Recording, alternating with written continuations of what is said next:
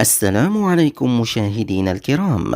لقي رجل في بداية عقده السادس حتفه ليلة أمس الجمعة 28 فبراير إثر تعرضه لصاعقة رعدية بدوار الخلايف التابع لجماعة وقيادة السوالم الطرفية.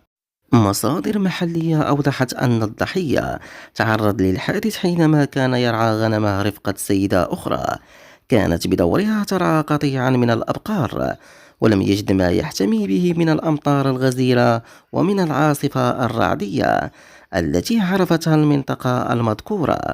وأفادت نفس المصادر أن الضحية تم العثور عليه جثة هامدة، وهو راعي غنم من مواليد عام 1963.